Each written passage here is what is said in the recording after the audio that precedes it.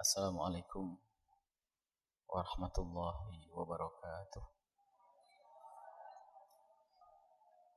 Alhamdulillah al-wahidil ahad al-fardis samad alladzi lam yalid wa lam yulad wa lam yakul lahu kufuwan ahad. Allahumma ya rabbana fa salatullahi wa salamu ala habibina wa syafi'ina wa maulana sayyidina Muhammad wa ala alihi al-mutahharin wa ashabihi tayyibin wa tabi'ina lahum bi ihsan ila yaumiddin.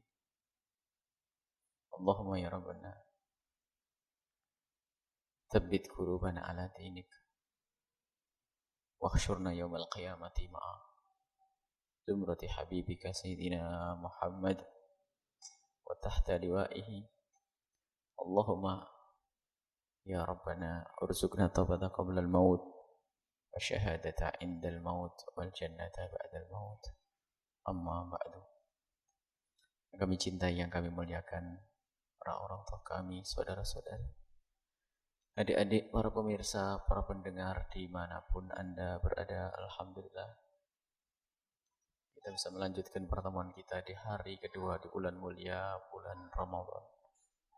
Semoga amal yang pernah kita lakukan diterima oleh Allah, dan semoga Allah mudahkan kita untuk menyempurnakan ibadah kita di hari-hari berikutnya di bulan mulia ini. Kita saat ini akan belajar bersama-sama bagaimana kita kenal Allah melalui nama-nama Allah, yang di dalam nama-nama Allah ada makna-makna yang merupakan sifat-sifat mulia Allah Subhanahu wa taala. Dan di dalam mengenal nama-nama Allah sekaligus memahami sifat-sifat Allah Subhanahu wa taala akan menjadikan seorang hamba semakin dekat kepada Allah Subhanahu wa taala. Akan tapi sebelumnya ada pembahasan yang biasa dihadirkan di saat berbicara tentang asma Allah, nama-nama Allah, yaitu apakah isim atau nama itu ainul musamma, apakah nama itu adalah hakikatnya zat yang diberi nama, atau antara nama dengan yang diberi nama itu berbeda. Ulama berbeda pendapat di dalam hal ini, kan tapi pendapat yang dikokohkan bahwa lain nama, lain yang diberi nama. Kalau nama adalah huruf-huruf yang terdiri, lafaz yang terdiri dari huruf-huruf yang menunjukkan kepada sesuatu yang diberi nama. Sehingga boleh satu zat punya nama yang banyak. Kalau seandainya al-ism ainul musamma, nama adalah hakikatnya zat yang diberi nama, maka bersama berbilangnya nama-nama Allah, maka akan berbilang juga zatnya Allah. Nama Allah 99. Kalau nama, setiap nama adalah zatnya, hakikat zatnya yang diberi nama, maka katailah nanti ada keyakinan yang salah, Allah menjadi berbilang sampai 99. Akan tapi katailah al-ism ghairul musamma, yang namanya nama adalah lafaz yang terdiri dari huruf-huruf, itu bukanlah zat yang diberi nama. Di sini ada perbedaan. Sehingga nama zat yang maha tunggal bisa saja mempunyai nama yang banyak. Kemudian di situ aja juga pembahasan pentingnya kita mengenali nama-nama Allah yang terkandung di dalamnya adalah sifat-sifat mulia, agar kita bisa berakhlak seperti akhlaknya Allah. bersifat seperti sifatnya Allah. Tapi makna sifat di sini bukan berarti kita punya sifat seperti sifatnya Allah yang qatimah, azaliyah. Akan tapi agar kita punya gambaran. Sebab untuk mengetahui zatnya Allah tidak ada yang tahu kecuali Allah.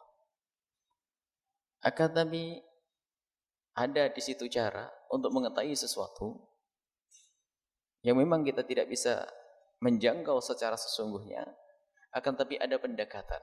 Walillahil mathalul a'la. Ada pendekatan agar kita tahu tentang sesuatu. Misalnya tentang madu. Madu. Madu adalah, yang tahu madu tidak perlu penjelasan dan keterangan. Rasanya adalah manis, lezat. Tetapi bagi orang yang belum pernah merasakan madu, dia tidak bisa, kalau seandainya kita menjelaskan dengan penjelasan yang sesungguhnya, biarpun sampai kita susun 1000 kalimat, tidak akan dia paham secara sesungguhnya. Berbicara tentang manis, dia akan ngomong manis kayak apa? Gak nyambung. Kayak gula bukan, kayak permen bukan, kayak ini bukan. Kenapa? Ini adalah masalah idrak dengan dzauq, rasa. Akan tapi cukup untuk kita merindukan dia kepada madu, kita bisa berbicara. Madu adalah manis, manis. Dan dia tahu sudah rasa manis. Biarpun belum tahu rasa manisnya madu. Akan tapi di saat dia ngerti makna manis, karena dia pernah mencicipi gula, maka sudah agak bayang, biarpun bukan sesungguhnya itu. Sehingga manis yang ia rasakan bukanlah manisnya madu. Dan semua dzauqiyat, segala sesuatu yang ada sangkut pautnya dengan rasa dan pengalaman, rasa, ini ada hubungannya dengan pengalaman. Maka sangat bohong kalau kita bercerita tentang madu kepada orang yang tidak pernah mencicipi madu. Akan tapi sama, kalau Imam Ghazali mengisahkan antara madu dan mohon maaf tentang hubungan suami istri, mohon maaf keluar mani dan sebagainya. Makanya para ustadz di saat berbicara tentang lezat, tanda-tanda mani adalah lezatnya keluar mani, jangan diceritakan kepada siapapun. Kalau orang belum punya pengalaman, tidak akan bisa paham makna lezat keluar mani. Akan tapi bagi orang yang punya pengalaman, cukup dengan isyarat saja kadang sudah paham. Karena itu masalah dzauq. Akan tapi perlu orang mengenal namanya lezat, seperti orang mengenal manisnya madu. Memang orang tersebut misalnya, madu kita masuk, Anda anggap saja Anda belum pernah kenal madu. Akan tapi biarpun belum pernah kenal madu, tapi diajak bercerita tentang madu. Biarpun sangat beda apa yang diceritakan dengan hakikatnya, tapi cerita ini cukup membantu, paling tidak membuat kita rindu untuk mencicipi madu. Bahwasanya madu adalah manis, Anda tahu manis, lezat, Anda tahu lezat. Oh, pokoknya. Sehingga Anda punya gambaran. Begitu juga bagi siapapun yang tidak pernah kena nyosnya api, sangat khayal kalau diajak cerita tentang api neraka. Api neraka adalah panas, mengerikan dan sebagainya.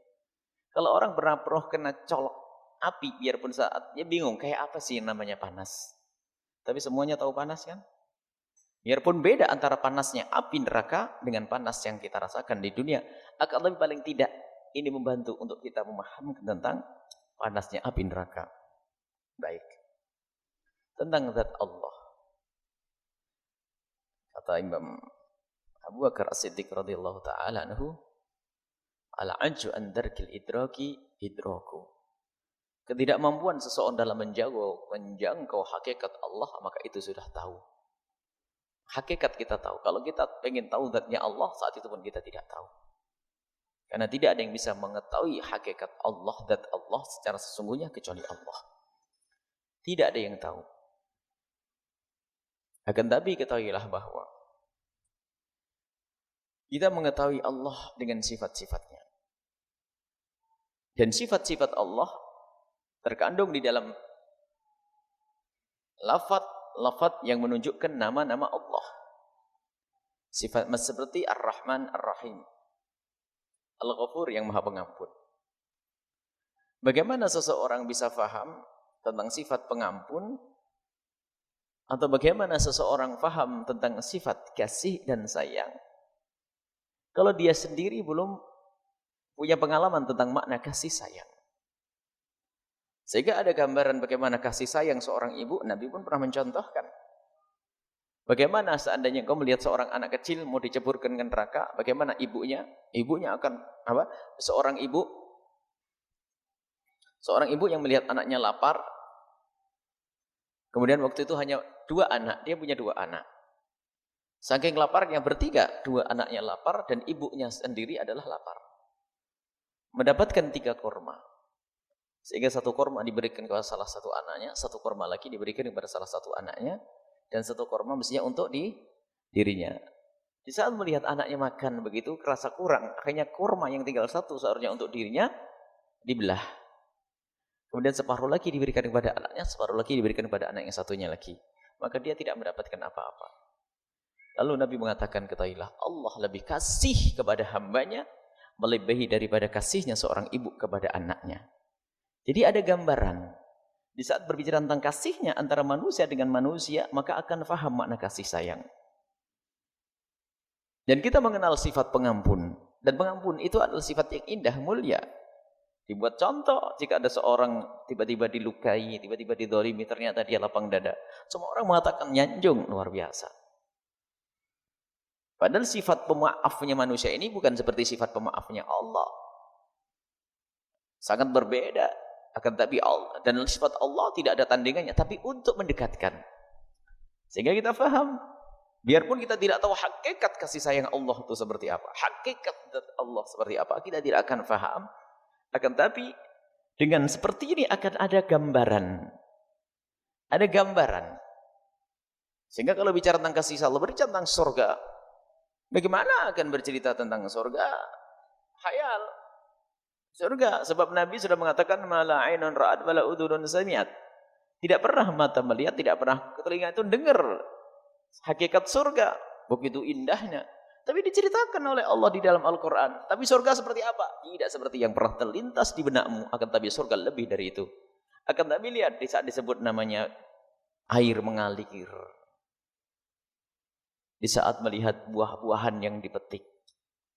Di saat mendengar ranjang yang ditinggikan. Ini kan kebayang waktu di dunia itu adalah keindahan. Tajri min tahtiyal anhar. Pepohonan yang di bawahnya mengalir air-air. Itu gambaran keindahan. Gambaran-gambaran keindahan yang disebutkan ini bukan menceritakan tentang hakikat surga. Hakikat surga tidak seperti itu. Akan tapi dengan itu semuanya akan ada gambaran pemahaman kita. Sehingga akan semakin rindu, semakin rindu. Begitu juga orang yang membaca nama-nama Allah yang terkandung di dalamnya adalah sifat-sifat Allah. Maka di situ akan ada kerinduan nanti. Allah yang maha kasih. Selagi Allah maha kasih, aku harus berharap kasih sayang Allah. Allah maha pengampun, aku akan mohon pengampun. Allah maha kuasa. Gimana mana kekuasaan? Digambarkan. Nah dengan begitu lihat.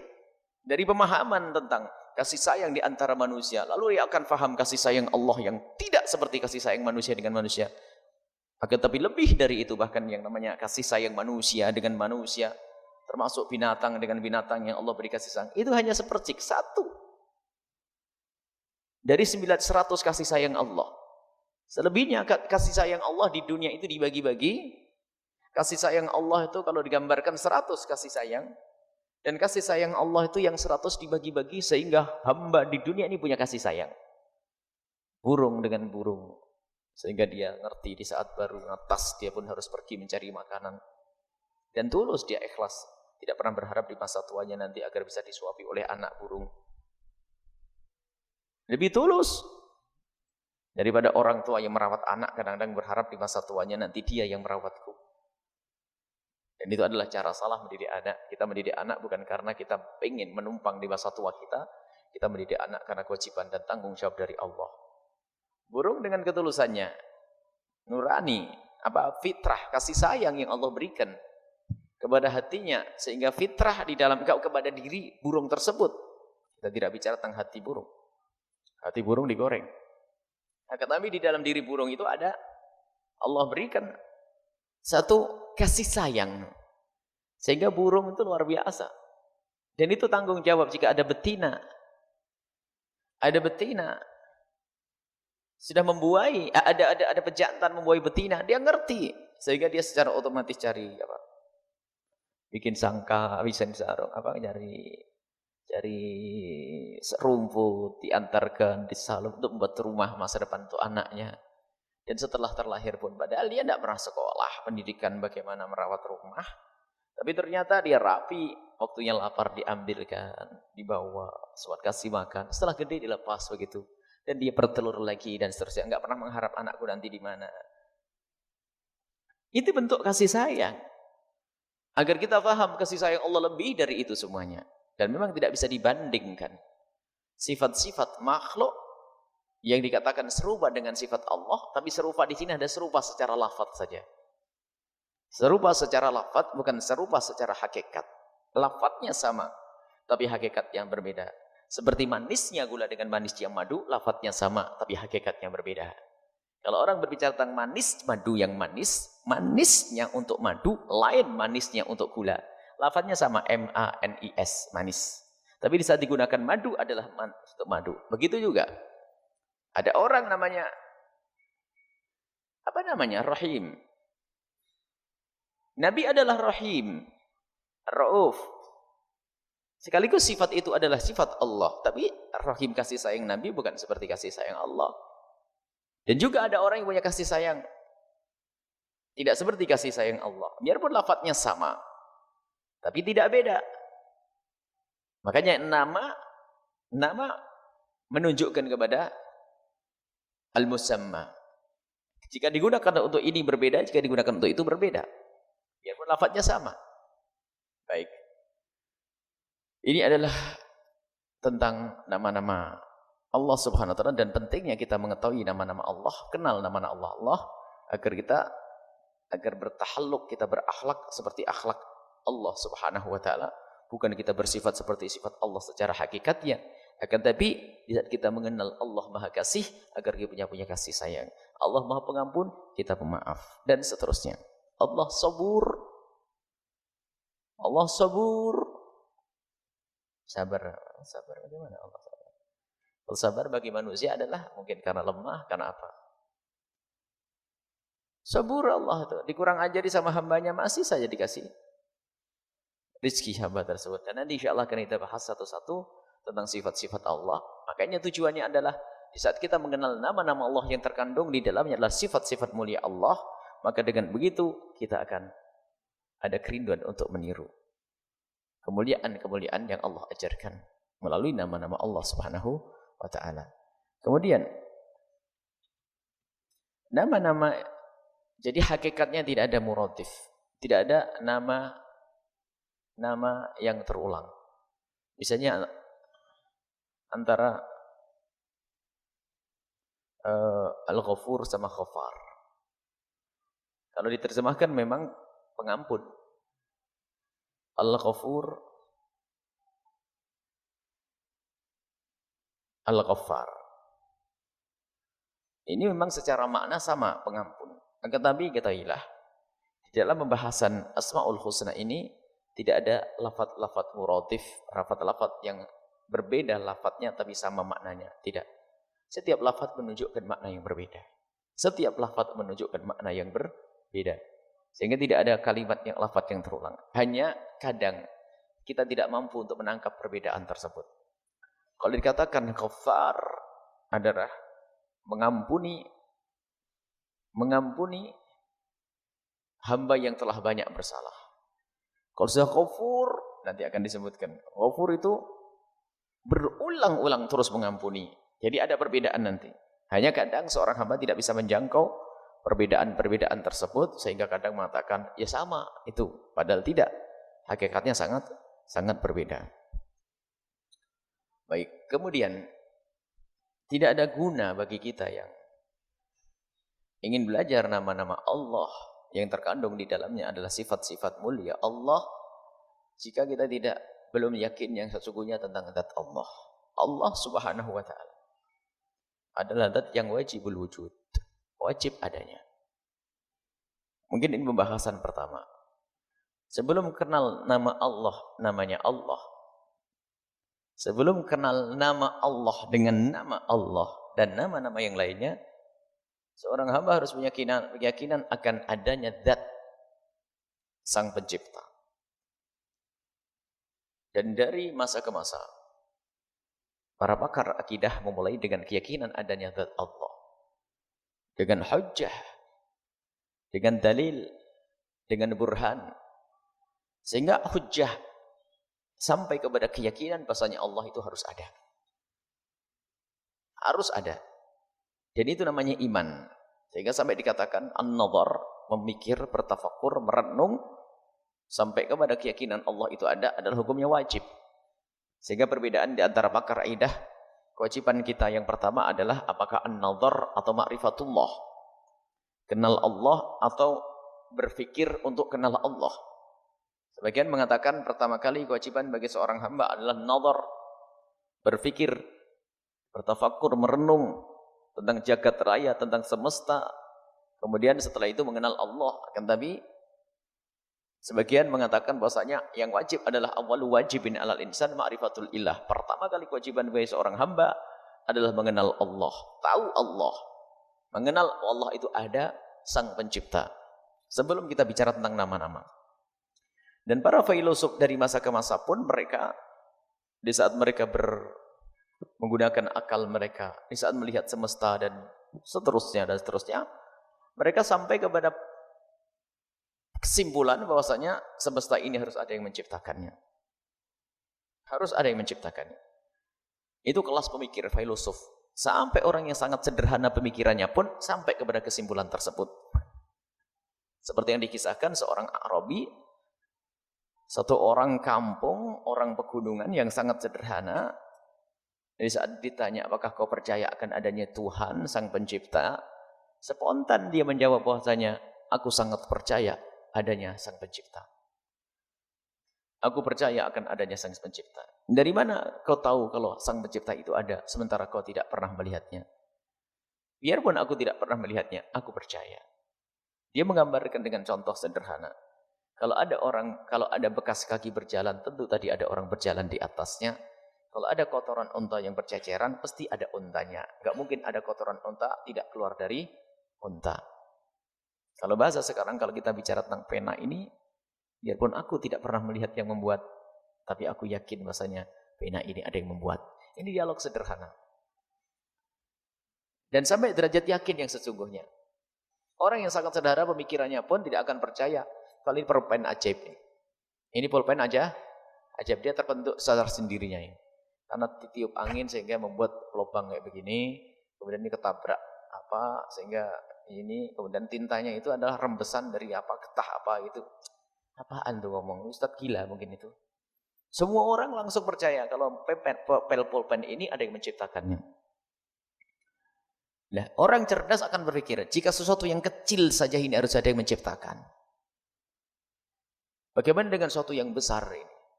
Semesta. Dan kalau kita perhatikan, kita cermati, ini semuanya bahannya dari apa yang kita saksikan. Ada bahannya dari cairan, air. Ada bahannya dari plastik, dari kayu, dan seterusnya. Ini semuanya adalah ada di bumi ini. Berarti ini yang menciptakan. Bumi ini ada yang menciptakan.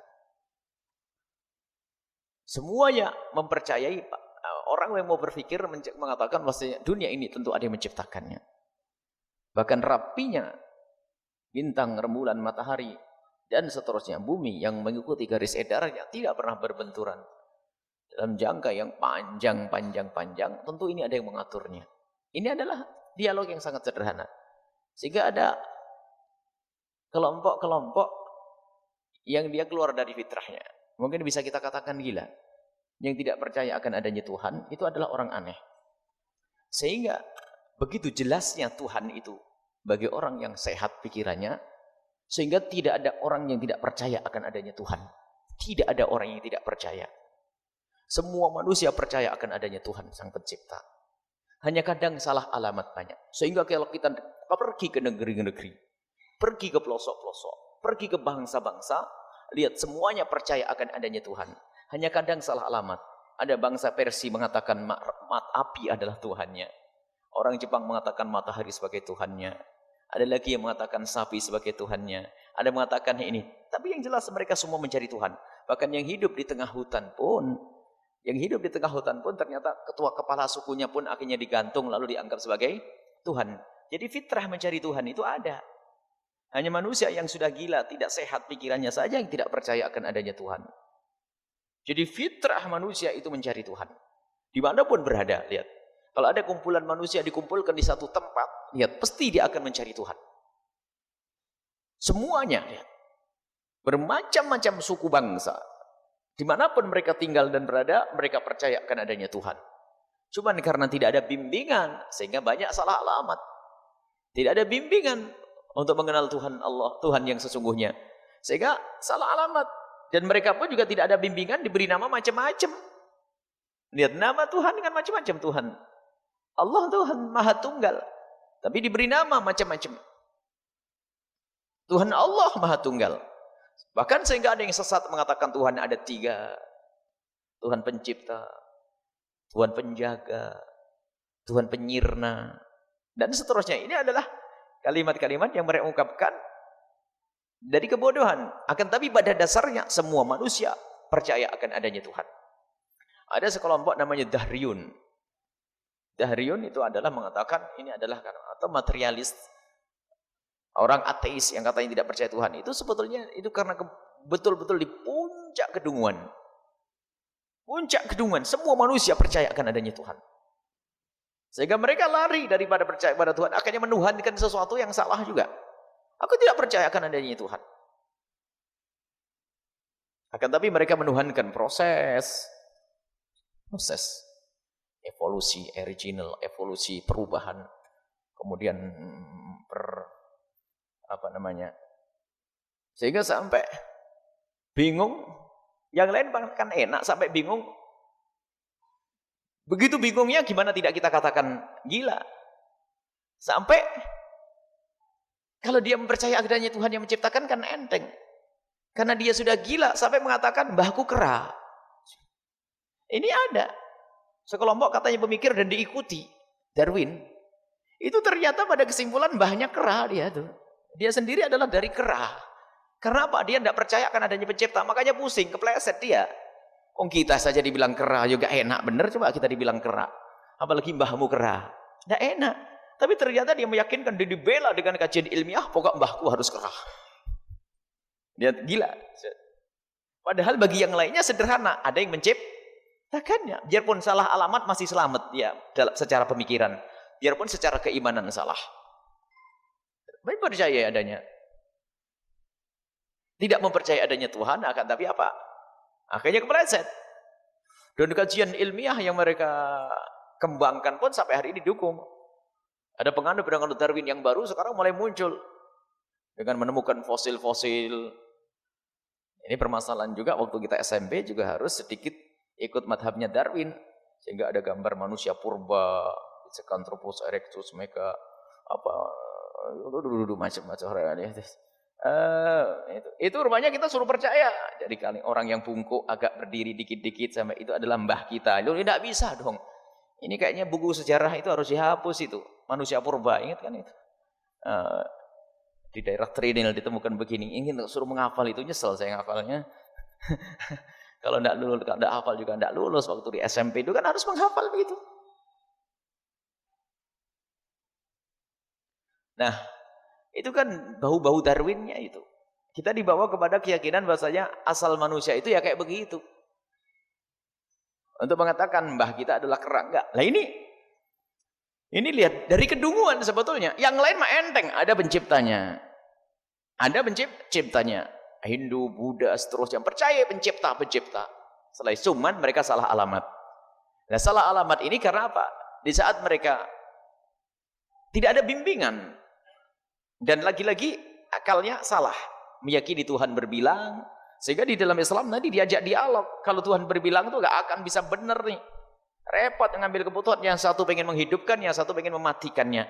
Ini bisa repot musyawarah terus nanti.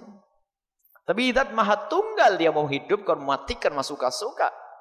Coba kebayang, ada satu agama yang mengatakan ada Tuhan Sang Pencipta. Ada Tuhan yang menjaga. Ada Tuhan yang merusak. Nah, di saat Tuhan yang menciptakan itu, tiba-tiba melihat ciptaannya dihancurkan, bagaimana ini? Apakah dia bisa ngomong? Jangan deh, biar agak lama. Lalu lah, wah ini sudah waktunya dimatiin nih, kurang ajar nih. Waduh jangan lah, biarin. Saya mukat. Aneh. Sehingga Tuhan adalah Maha Tunggal. Baik. Selesai. Dan bahwasanya yang tidak percaya akan adanya Tuhan hanya orang gila. Biarpun dia adalah orang paling cerdas di kampus. Biasanya hujahnya adalah, aku tidak akan bisa percaya kecuali sesuatu pernah aku lihat. Atau patuh dengan riset uji cobaku. Orang yang hanya mempercayai sesuatu yang bisa dilihat oleh panca inderanya, atau orang yang hanya bisa percaya kepada sesuatu yang ia alami, maka itu orang gila, laki-laki gila yang kedua. Kita bisa mempercayai sesuatu biarpun kita tidak pernah melihatnya. Kita bisa percaya adanya sesuatu biarpun kita tidak pernah mendengarnya. Kita bisa percaya tentang sesuatu biarpun kita tidak pernah menyentuh. Kita bisa percaya sesuatu. Biarpun kita tidak mengatakan pernah membuat riset, uji coba untuk buktikan sesuatu itu ada. Bisa percaya. Yang hanya mengandalkan riset dan yang hanya mengandalkan akalnya hanya orang gila itu nanti. Orang gila, laki-laki gila yang kedua. Kalau tadi gila mengatakan bapaknya kera. Sekarang ada orang gila lain lagi. Contoh. Ini pernah juga kami hadirkan cerita ini. Misalnya ada beberapa pakar dokter yang ada di sini dan kita semua tahu dokter itu adalah ahli di dalam urusan medis, obat-obatan dan seterusnya. Ini dokter-dokter jago yang ada di kota kita. Tiba-tiba di sini mengenalkan kepada kita tentang macam-macam penyakit dan seterusnya agar kita bisa menjaga diri, sebab menjaga lebih bagus daripada mengobati dan sebagainya. Termasuk di antaranya dia mengeluarkan beberapa obat urusan dengan medis ya tentunya. Hanya ada satu wadah itu putih. Seperti air putih begitu. Akan tapi ini bukan air putih, kata dokter itu, dokter-dokter pada berkata, anak-anak santri ini adalah air keras. Awas loh, memang warnanya putih kayak air minum. Ini adalah air keras, jangan sampai nanti kamu minum ya. Kalau kamu minum itu ususmu bisa putus dan kamu mati langsung. Baik. Itu kata dokter. Yang ngomong dokter dan ahlinya. Dan dokternya, dokter. Santri itu semuanya karena yang ngomong dokter langsung percaya. Percaya enggak kira-kira kalau yang ngomong dokter? Ada satu anak sok cerdas. Afan, sorry dok. Saya tidak akan percaya kepada sesuatu kecuali aku coba dulu. Coba saja, gila itu sudah. Yang lain enak aman, dikasih tahu ini air keras, jangan diminum. Enggak usah pakai riset. Dokter harus ada uji coba dulu dong. Saya jilat dulu sini, saya minum dulu. Sakit. Ternyata ada keyakinan biarpun tidak melihat bisa orang yakin, akan tapi dengan berita. Dan keimanan itu adalah berita. Tentang mengenal nama Allah, berita. Kita tidak pernah bertanya kepada Allah siapa namamu, tidak ada. Akan tapi lihat dari berita. Siapa yang berikan berita? Ar-Rasul, Al-Quran, Allah melalui wahyunya. Dan mengenal Allah pun seperti itu. Biarpun kita tidak pernah melihat Allah, tapi kita bisa meyakini tadi dengan melihat semesta tadi. Seperti melihat ini, pasti ada penciptanya. Tidak usah berkata, ini harus aku cek, aku lacak. Sampai ada ini, di mana nih pabriknya ini? Ini tokonya mana jual? Toko ngambil dari mana? Sampai mati dia belum ketemu, yang lain sudah bisa nulis pinter, dapat buku. Biasanya orang mengandalkan akalnya ternyata menjadi orang yang paling bodoh. Yang paling dungu. Banyak hal yang kita yakini akan tapi tidak bisa dijangkau dengan indera. Banyak.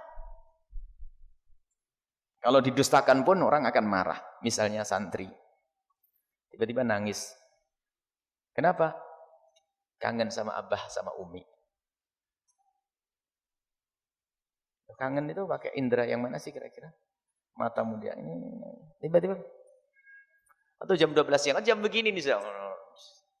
Bilang, saya lapar. Enggak percaya. Tersinggung nih. Enggak percaya. Laparmu itu dari mana kau tahu tentang lapar? Apakah indera kulitmu? Karena panca indera. Indera kan 5. Ada kulit.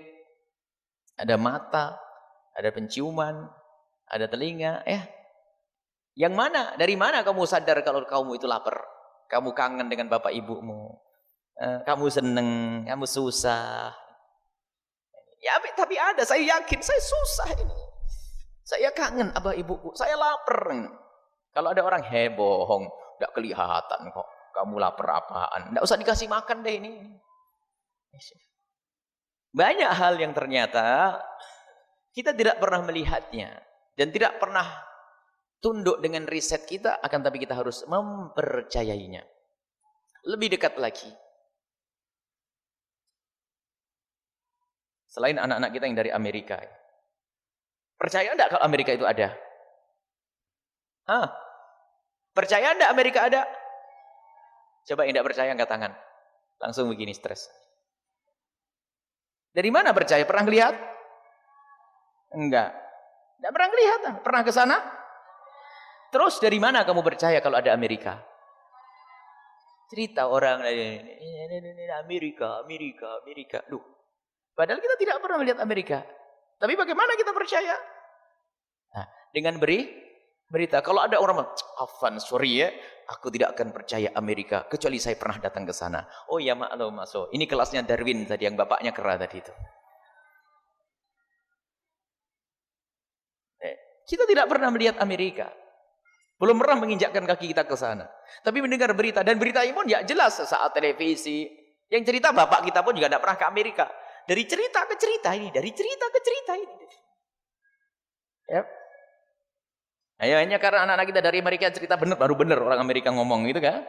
Tapi yang lainnya hanya katanya tetangga, katanya ini, katanya ada Amerika di televisi Amerika. Yang belum pernah umroh Mekah, ada Ka'bah. Tidak pernah ke sana, akan tapi bisa percaya. Ternyata untuk percaya bisa saja kita dengan berita. Bagaimana kita bisa percaya jika berita itu adalah benar? Dibawa oleh orang yang tidak pernah berbohong. Ada namanya khabar mutawatir. Khabar mutawatir adalah khabar yang tidak mungkin berdusta siapapun yang menyampaikannya. Dan Al-Quran semuanya mutawatir. Sebagian hadis ada mutawatir. Maka akidah itu harus disandarkan kepada berita yang mutawatir. Sehingga dalam kaidah kita dalam berakidah, yang namanya khabar ahad la yufidul yakin. Yang namanya khabar ahad, berita yang tidak mutawatir, yang tidak diberitakan oleh sejumlah orang yang mustahil berdusta, dari sejumlah orang yang mustahil berdusta, dari sejumlah orang terus sampai kepada pembawa berita yang awal. Maka jika tidak mutawatir, kita tidak wajib tidak bisa mewajibkan orang untuk meyakininya. Sehingga khabar ahad dalam kajian akidah kita, khabar ahad. Khabar itu ada dua, Ibu. Khabar ahad sama mutawatir. Khabar ahad sama mutawatir. Ahad adalah pembawa beritanya 1 atau 2 atau 3 orang. Atau 4, 5, tapi belum derajat mutawatir. Kalau mutawatir ini adalah yang membawa berita itu adalah sejumlah orang yang mustahil ini sepakat dalam berbohong. Bahkan biarpun orang kafir. Kalau ada 1.000 orang ngomong, 1.000 orang pada lari ke sini, orang kafir semuanya, anggap saja. Ada apa? Banjir. Apakah Anda berkata, orang kafir bohong, nggak kira benar? Oh, semuanya pada lari. Misalnya kita lagi pergi kemana gitu, ke negeri kafir sana, lagi main ke sana, tahu-taunya ada orang-orang kafir di sana tuh pada berbondong-bondong membawa baju dan sebagainya. Mau kemana? Ada banjir. Apakah Anda lalu berkata, orang kafir, duduk aja, kemakan banjir. Ternyata kalau khabar mutawatir, biarpun yang membawa orang kafir, itu adalah benar adanya. Kecuali sesuatu yang memang nanti sudah didustakan oleh kebenaran yang serupa.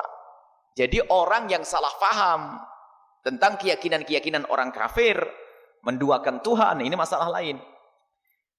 Baik, kita bisa mempercayai sesuatu dengan berita. Intinya seperti itu. Kita bisa mempercayai sesuatu dengan berita. Yang jelas, bahwasanya kita tidak harus, kalau kita ingin mempercayai sesuatu, tidak harus kita melihatnya, dan tidak harus sesuatu tersebut tunduk kepada riset kita. Cukup ada berita, saya percaya. Di sini Allah Subhanahu wa Ta'ala. Baru setelah itu kebukalah hati untuk meyakini akan adanya Tuhan Allah yang Maha Tunggal. Allah ada. Tuhan yang Maha Tunggal. Tuhan Allah Subhanahu wa Ta'ala. Baik, setelah kita sampai keyakinan akan adanya Tuhan, siapakah nama Tuhan itu? Siapa nama Tuhan itu? Ada yang memberi nama Brahmana, ada yang memberi mana Siwa, ada yang memberi mana ini, ada macam-macam. Tetapi kita dengan petunjuk,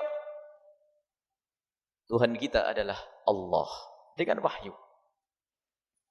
Tuhan kita adalah Allah. Sehingga Allah adalah salah satu nama. Allah subhanahu wa ta'ala. Allah. Kita masuk bab hari ini tentang Allah. Dan memberi nama Allah tidak bisa dari diri kita sendiri. Harus dalam Asmaul Husna itu sendiri ada hadis sahih dari Nabi SAW yang diriwayatkan oleh Imam Tirmidzi tentang inna lillahi tis'atan wa tis'ina isman. Allah mempunyai 99 nama. 100 kurang 1. Barang siapa yang menyebutnya akan dikabul doanya. Akan masuk surga. Ini ada riwayat. Akan tapi nama-nama itu bertebaran di dalam Al-Quran. Bismillahirrahmanirrahim. Maliki yaumiddin. Dan seterusnya. Itu adalah nama-nama Allah yang bertebaran disebutkan di dalam Al-Quran. Allah adalah nama. Nama zat yang wajib disembah. Dan Allah itu nama yang mencakup segala sifat-sifat ketuhanan. Yang mencakup sifat-sifat ketuhanan dengan nama Allah. Zat yang maha tunggal. Dan ini adalah paling agungnya nama. Paling agungnya nama adalah Allah. Nah, kalau ditanya tentang makna Allah, karena sudah mencakup semua sifat-sifat ilahiyah. Tinggal nanti disebutkan sifat-sifat Allah, tersimpul itu dalam makna Allah. Jadi kalau tanya tentang makna Allah, seperti apa? Jadi semua sifat-sifat ketuhanan tersimpulkan di dalam nama Allah. Sifat-sifat kemuliaan, sifat-sifat yang layak untuk Allah tersimpulkan di dalam makna Allah. Berbeda dengan sifat-sifat yang lainnya, Ar-Rahman, Ar-Rahim, ada hubungannya dengan kasih sayang. Menunjukkan tentang kasih sayang Allah. Nama Allah Ar-Rahman, nama Allah Ar-Rahim. Tapi Allah yang Rahman sangat berbeda dengan syadidul iqab. Atau muntaqim. Tidak bisa. Muntaqim artinya adalah Al-Ghafur. Muntaqim bukan artinya Ghafur. Tapi kalau sudah Allah bisa diberi makna Ar-Rahman. Rahman Allah masuk situ. Rahim Allah, pengampun Allah. Sebab yang namanya Allah mencakup semua sifat-sifat kemuliaan Allah. Sifat-sifat ketuhanan. Dan tidak ada satupun dari makhluk Allah bisa menggunakan nama ini untuk dirinya. Biarpun untuk menentang Allah. Tidak ada. Siapapun tidak ada yang bisa memberi nama. Apakah anaknya? Nggak ada. Mungkin ada orang menginginkan anaknya diberi nama Allah. Tidak ada sampai hari ini memberikan nama anaknya Allah. Tidak ada. Unik. Akan tapi begitu kenyataannya. Coba ada yang berani beri nama anaknya Allah. Ada orang Nasrani sendiri, ada yang beri nama anaknya ya Yesus. Bahkan ada orang menghinakan dengan memberi nama Allah mengutuknya, memberi nama binatangnya dengan nama nabi-nabi. Bisa. Akan tapi Allah tidak bisa digunakan oleh siapapun untuk memberi nama anaknya. Abdullah, ya hamba Allah.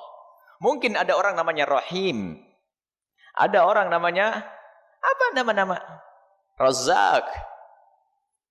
Dan tidak syirik sebab khairur razikin. Allah khairur razikin, sebaik-baik zat yang memberi rezeki. Jadi ada razak-razak yang lain.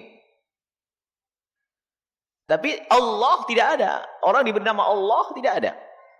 Ya pun untuk nentang Allah nggak bisa. Ini unik. Sesuatu yang luar biasa. Coba cari penjuru dunia sana. Ada orang punya anak, tahu salah satu anakku namanya Allah, nggak ada. Kan Rahman Rahim boleh. Biarpun sebagian dikasih Abdur Rahman wa Abdur Rahim. Kalau seandainya ada orang namanya Rahman Rahim, Rahman dan Rahim, sebab Rahman bisa saja sifat itu dimiliki oleh hamba, bukan sifat Allah. Yang diingini adalah seorang hamba yang Rahman. Nabi Muhammad Rahim, Rauf dan seterusnya. Baik. Jadi Allah adalah nama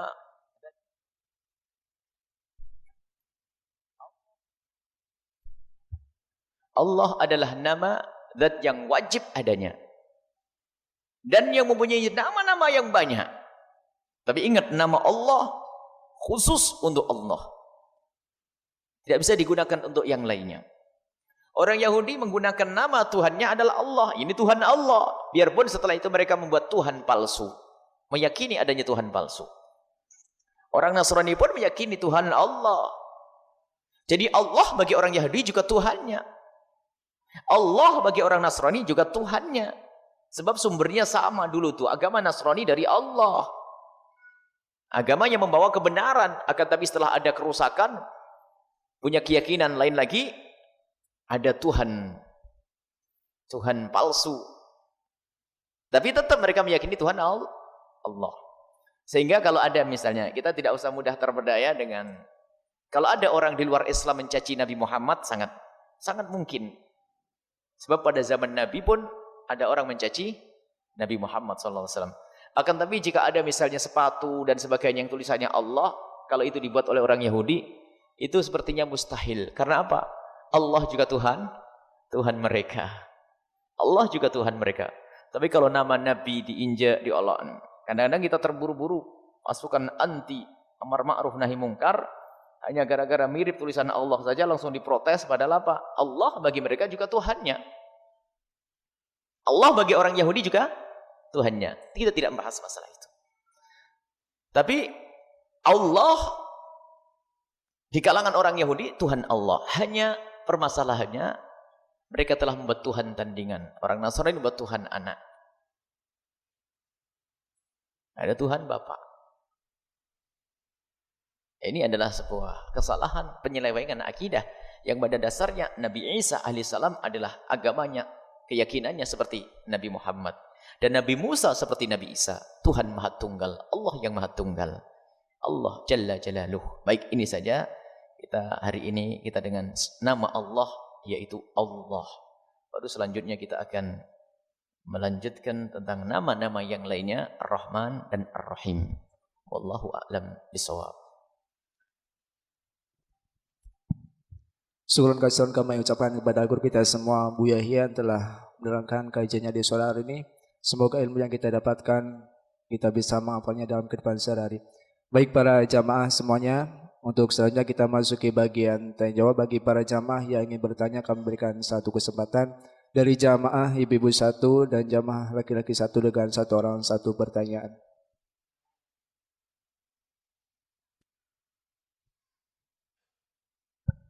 Assalamualaikum warahmatullahi wabarakatuh. Waalaikumsalam warahmatullahi wabarakatuh. Buya, saya mau bertanya, pada satu saat saya sholat duhur berjamaah, hanya ada satu shaf, tapi banyak, ada 10 orangnya lebih lah. Apa yang terjadi bahwa pada sholat duhur itu imamnya lupa, sebetulnya 4 rakaat tapi 5 rakaat. Kemudian makmum baru teringat setelah salam. Setelah salam mau wirid, baru ingatlah tadi semuanya ingat bahwa tadi itu 5 rakaat. Yang saya pertanyakan, apakah sholatnya perlu diulang atau tidak? Sekian, terima kasih. Wabillahi taufik wal hidayah. Wassalamualaikum warahmatullahi wabarakatuh. Salam. Dari jamaah ibu-ibu. Bismillahirrahmanirrahim. Assalamualaikum warahmatullahi wabarakatuh. Waalaikumsalam warahmatullahi wabarakatuh. Buya, saya pernah dengar dari seseorang di radio mengenai hukum nyanyian. Katanya nyanyian tuh seperti kayak orang Nasrani ya. Nah, kaitannya dengan istighfar yang diucapkan, misalkan ucapannya begini, Astagfirullah Robbal Baroya. Nah itu tuh mereka menghukuminya itu tuh seperti gaya seorang Nasrani. Maksudnya saya minta penjelasan Bu ya. Mungkin gitu aja. Assalamualaikum warahmatullahi wabarakatuh. Bismillahirrahmanirrahim. Yang pertama adalah jika ada seseorang melakukan sholat berjamaah, kemudian imamnya lupa, dilihat tentang kelupaan ini. Akan tapi yang jelas, di saat imam lupa, sehingga lupanya imam itu bisa membatalkan sholat. Biarpun tidak membatalkan sholat, akan tapi meninggalkan sunnah-sunnah ba'd, Seharusnya tasyahud awal tiba-tiba tidak tasyahud langsung berdiri. Atau tiba-tiba nambah rakaat atau tiba-tiba nambah rukuk. Yang jelas, jika kita menemukan imam itu salah, maka bagi kaum pria wajib mengingatkan dengan bertasbih, dengan mengucapkan kalimat subhanallah, agar tahu kalau dia salah. Sebab mungkin sekali dia adalah lupa manusia, sehingga ada disyariatkan sujud sahwi setelah itu nanti. Jadi mengingatkan imam itu harus. Kalau kita tahu. Kemudian jika wanita bertepuk tangan. Kalau 5 orang prak, semuanya kan tahu. Cuman tepuknya disunahkan untuk punggung, tangan dengan punggung agar berbeda dengan tepuk sorak hurai. Tepuknya begini. Nah, begitu. Itu bagi wanita. Baik, kemudian jika imam tersebut diingatkan seperti yang ditanyakan, sholatnya sudah 4 rakaat, tiba-tiba diingatkan masih saja berdiri, jangan dipastikan kalau dia itu salah. Mungkin dia itu ada yang ingat tadi Fatihahnya tidak kebaca, sehingga dia harus nambah 1 rakaat. Tapi secara lahir menurut kita itu rakaat yang kelima. Maka setelah kita mengingatkan, kita tidak boleh ikut. Sebab kalau kita ikut mengikuti amalan yang menurut dugaan kita salah. Karena sholat duhur hanya 4 rakaat. Loh kok 5? Berarti kita tidak boleh mengikuti. Ada 2 pilihan buat makmum. Yang pertama adalah intidhar, nunggu dengan khusnudan. Mungkin imamnya ada yang kurang. Sehingga imam berdiri, mungkin Fatihahnya kurang. Sehingga imam berdiri lagi, kemudian sujud, kemudian tahiyat, assalamualaikum bareng. Atau langsung niat pisah. Karena imam tiba-tiba berdiri lagi, maka saya tidak. Saya cukup 4 rakaat. Karena saya tidak boleh menambah rakaat. Jika kita sadar, kalau ini rakaat yang kelima kok ikut, batallah sholat kita. Lah sekarang ini hebat lagi, sak makmumnya juga lupa. Ini jos ini. Kebanyakan duit mungkin ya. Sak makmumnya lupa ini. Sehingga setelah assalamualaikum ngomong, tadi sholat berapa rakaat? Kayak 5. Oh 5. Ya sudah, karena lupa semuanya. Ya tidak dosa semuanya dan sah semuanya. Enggak usah diulang semuanya. Cuman antik ini ya. Enggak usah diulang semuanya. Baik, selesai. Itu jika kita itu lupa. Baik, kemudian tentang lagu. Lagu itu memang kalau sudah lagu itu menjadi syiarnya orang fasik dan orang kafir,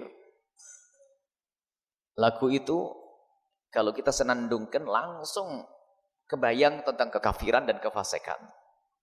Maka yang tidak diperkenankan itu bukan lagunya, tapi niru orang fasik atau membesarkan syiarnya orang fasik. Menyenandungkan lagu bukan dilarang. Menyenandungkan lagu tidak dilarang. Bahkan baca Al-Quran pun asalkan sesuai dengan tajwidnya adalah indah. Sebab dalam bahasa Arab kan artinya Qul huwallahu ahad, itu kan. Tapi ternyata ada orang yang suaranya bagus. Bismillahirrahmanirrahim. Qul huwallahu ahad, ada. Dan bukan dilarang. Jadi akhir-akhir ini yang diikutkan lagu lain tidak bisa ayat Al-Quran ini pembahasan. Kalau kita menyenandungkan Al-Quran dengan menggunakan lagu yang bagus dan tidak mengurangi makhrajnya, hak-hak huruf kita penuhi, sifat-sifat huruf kita penuhi, kemudian lagu itu bukan menjadi syiarnya orang fasik, maka boleh. Jadi yang menjadi tidak boleh adalah termasuk lagu-lagu sholawat, lagu-lagu apapun qasidah. Jika itu syiarnya orang fasik, menjadi tidak diperkenankan karena itu syiarnya orang fasik. Sebab yang punya lagu bukan orang Nasrani saja, orang Islam juga punya lagu. Bukan saja orang Jepang, orang Cina juga punya, orang Jawa juga punya. Bukan di saat orang menyenandungkan lagu, lalu kita katakan dia Hindu. Enggak. Memang masyarakat Jawa dulu adalah Hindu. Sehingga kalau ada orang uro-uro, bahkan kita menemukan orang-orang tua membaca Asmaul Husna dengan lagu Jawa. Asmaul Husna dan tidak keluar dari kana. Tapi bukan mengikuti orang Hindu yang menyanjung dewa-dewa mereka, tapi memang dia adalah lidah Jawa sehingga Allahur Rahmanur Rahim Al-Malikul Qudus. Kalau kan sekarang ada lagu baru lagi. Yang jelas jika lagu itu bukan syiarnya orang fasik, menjadi tidak apa-apa, tapi yang menjadi masalah syiarnya orang fasik. Lagu sudah masyhur di kalangan orang goyang pinggul, lalu kita gunakan untuk baca salawat. Kan ibu-ibu di kampung itu yang aneh-aneh itu. Ini lagu ini sudah masyhur, lagunya orang goyang pinggul. Goyang pinggulnya di TV, perut yang kelihatan dan sebagainya. Tatanya lagunya menarik, burdahnya diganti lagu itu. Ini yang masalah ini. Tapi kalau membuat lagu yang menarik, indah untuk didengar dari salawat-salawat qasidah. Bahkan orang Jawa pun sudah punya lagu sebelum orang Nasrani masuk di sini. Ada lagu-lagu Jawa dan seterusnya. Jadi masalah lagu itu yang menjadi haram nanti adalah bukan urusan lagunya, akan tapi nanti ada pembahasan ya. Misalnya ada 5 hal yang harus dibahas. Hukum menyenandungkan syair-syair, lagu-lagu. Boleh tidak? Maka ada contoh menyenandungkan syair. Bahkan Nabi senang kalau ada orang membaca, diperindah bacaannya. Sehingga ada beda. Kemudian siapa yang menyenandungkannya, biarpun itu sholawatan, tapi yang menyandungkan orang centil, ganjen, kemenyek. Di depan kaum laki-laki, biarpun itu qasidah, haram jadinya. Nah, yang ketiga adalah tempatnya. Biarpun itu qasidah, nasyid, orangnya berjubah imamah, tapi di tempat maksiat. Orang pada gak karu-karuan, pemabuk, pezina di situ, merendahkan sholawat. Kemudian waktunya. Biarpun itu qasidah, kalau ganggu orang. Depan rumah sakit, orang penyakit jantung semuanya, tatanya kita masang sound gede-gede. Mau sholawatan, ini ya haram. Yang kelima adalah di saat diiringi dengan beberapa alat. Nah, pembahasan masalah alat itu ada hubungannya dengan lagu. Nanti akan dihubungkan dengan hukumnya yang disampaikan oleh para ulama. Ternyata haramnya lagu dan alat musik itu adalah di saat lagu dan alat musik itu menjadi da'bul fusak, menjadi ciri khasnya orang fasik. Jika ternyata lagu dan alat musik yang kita gunakan bukan ciri khasnya orang fasik, maka balik kepada asal mubah, asal ibah, asli diperkenankannya. Tapi kalau sudah alat musik dan lagu itu menjadi ciri khasnya orang fasik, siapapun yang membawa lagu itu dan siapapun yang memainkan alat musik itu langsung dibilang, aduh, ini golongannya orang fasik. Tapi jika tidak, maka tidak akan dikatakan haram. Dan di Arab, pada zaman Nabi pun ada alat-alat musik, biarpun sesederhana itu, semacam rebana dan seterusnya. Rebana adalah alat malahi. Semua yang melalaikan. Kalau rebana dipukul, menarik juga indah. Ada yang kecil, ada ini. Dan orang-orang Badui bermain di hari raya. Nabi pun menyaksikan dengan Siti Aisyah yang ada yang Siti Aisyah dagunya di pundak Rasulullah, menyaksikan itu semuanya. Bahkan Nabi tidak melarang wanita yang ingin memukul rebana di atas kepala Rasulullah, yang waktu itu wanita bernadar, ya Rasulullah, inni nadartu an adribat tuffa ala ra'sika law salamakallah. Ya Rasulullah, aku bernadar untuk memukul rebana jika engkau selamat dari peperangan, dan kau selamat, gimana? Apakah aku harus memenuhi nadarku? Nabi menjawab, "Aufi binadrik." Penuhilah nadarmu. Kalau memang memukul rebana adalah haram, niscaya Nabi Muhammad tidak menyuruh untuk memenuhi nadar, sebab tidak ada nadar yang haram. Kemudian ini adalah dasar bahasanya ada bentuk pukulan-pukulan atau suara-suara yang ternyata tidak diharamkan, sebab zatnya adalah zat suara dari kayu, dari kulit yang dipukul. Adapun nanti keluar lagu-lagu itu ternyata bukan itunya, bukan kulitnya yang dipukul berbunyi dung atau tong dan sebagainya, itu bukan. Tapi kalau sudah menjadi da'bul fusak, ciri khasnya orang fasik, maka itu menjadi tidak diperkenankan. Menjadi haram karena da'bul fusak. Itu saja. Jadi jangan seperti sebagian orang dikit-dikit haram. Makanya pembahasan tentang alat musik dan lagu itu harus pembahasan panjang lebar. Dan dulu pernah kita hadirkan. Itu sekelumit penjelasan tentang lagu-lagu. Baik, ini saja karena waktu. Kita berdoa, dan setelah berdoa kita doa bersama tentang doa bulan Ramadan. Bismillahirrahmanirrahim. Alhamdulillahirabbil alamin. Allahumma shalli ala sayyidina Muhammad wa ala ali sayyidina Muhammad, irhamna wa la tu'adzibna وانصرنا ولا تخذلنا وعافنا ولا تمرضنا وأكرمنا ولا تهنا وأثرنا ولا تؤثر علينا إنك على كل شيء قدير اللهم يا Allah. Puji syukur kepadamu ya Allah. Engkau mudahkan kami untuk berkumpul di sini ya Allah. Berikan kepada kami semua ilmu yang manfaat. Berikan kepada kami semua keistiqomahan ya Allah. Ya Allah, seperti Engkau mudahkan kami berkumpul di sini, mudahkan kami kelak untuk berkumpul di surga bersama kekasihmu Nabi Muhammad. Ramadan bulan pengampunanmu, ampuni kami dosa-dosa kami, kesalahan kami ya Allah. Engkau sungguh maha tahu ya Allah tentang dosa kami dan kesalahan kami. Ampuni kami ya Allah. Ampuni kami ya Allah. Ampuni kami ya Allah. Dan kami mohon ya Allah, kabulkan hajat kami ya Allah. Kabulkan hajat keluarga kami. Kabulkan hajat anak-anak kami. Kabulkan hajat orang tua kami. Kabulkan hajat para santri. Kabulkan hajat orang tua mereka. Dan kabulkan hajat kaum muslimin semua ya Allah. Dan kami mohon, ya Allah, mudahkan kami untuk mendapatkan yang halal. Dan cukupkan kami dengan yang halal darimu hingga kami tidak butuh dengan yang haram. Ya Allah, cukupkan kami dengan yang halal. Pandangan kami cukupkan dengan yang halal.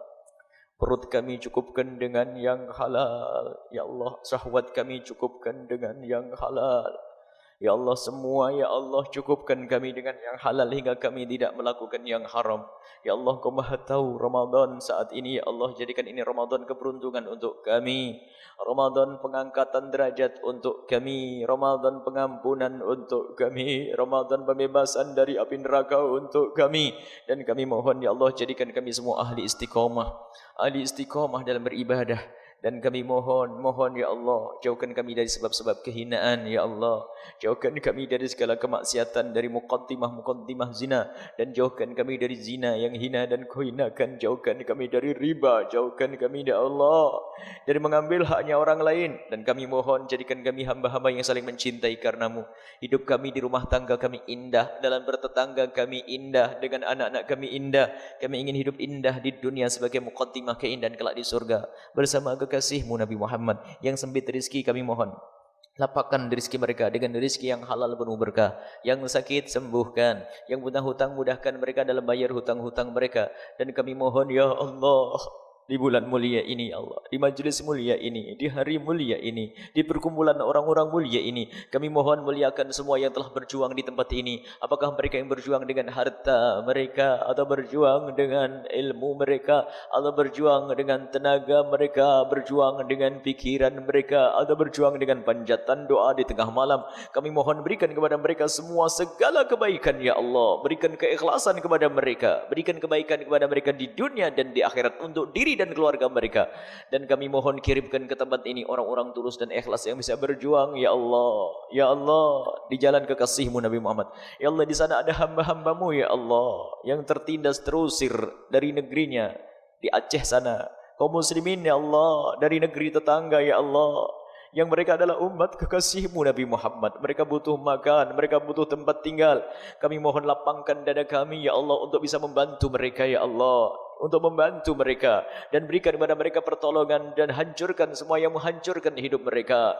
Ya Allah, siksa yang telah menyiksa mereka. Ya Allah, kami mohon berikan pertolongan kepada mereka semua ya Allah. Engkau Maha tahu ya Allah, dan berikan petunjuk kepada kami semua. Dan kami mohon ya Allah, kami mohon ya Allah, kami mohon jadikan kami penolong, kami adalah penolong-penolong mereka, dan jadikan kami adalah hamba-hamba yang senantiasa berfikir untuk berjuang di jalan kekasihmu Nabi Muhammad. Kami mohon ya Allah, jadi ya Allah, kami mohon ampuni orang tua kami dan guru-guru kami. Berikan kepada mereka kasih sayangmu ya Allah. Dan kami mohon panjangkan umur kami dalam ketaatan serta sehat walafiat.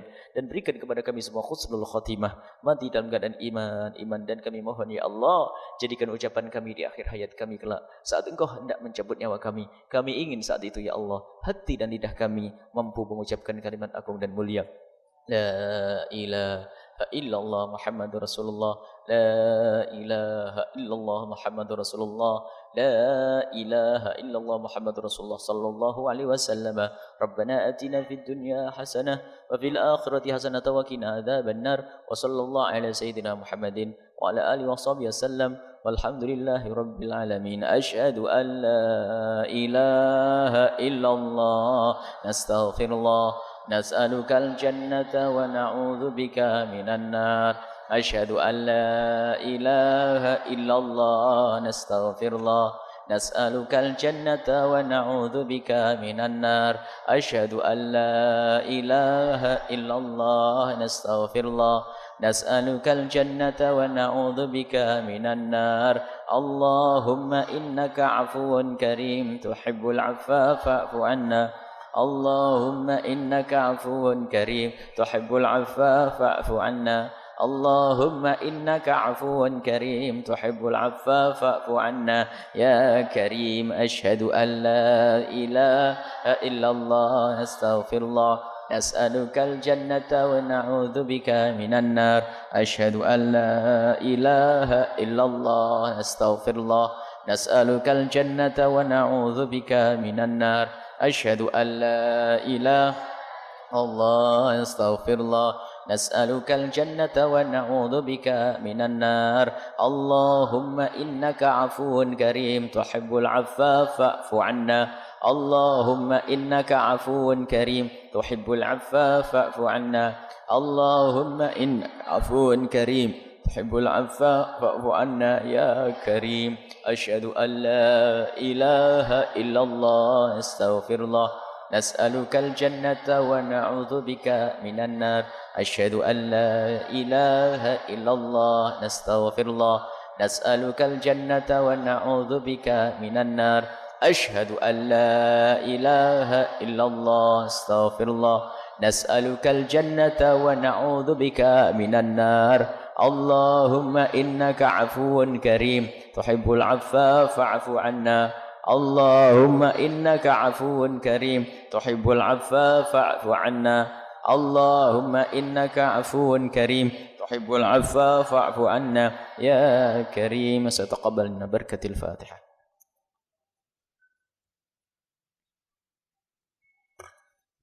Wabillahi taufiq hidayah. Assalamualaikum warahmatullahi wabarakatuh.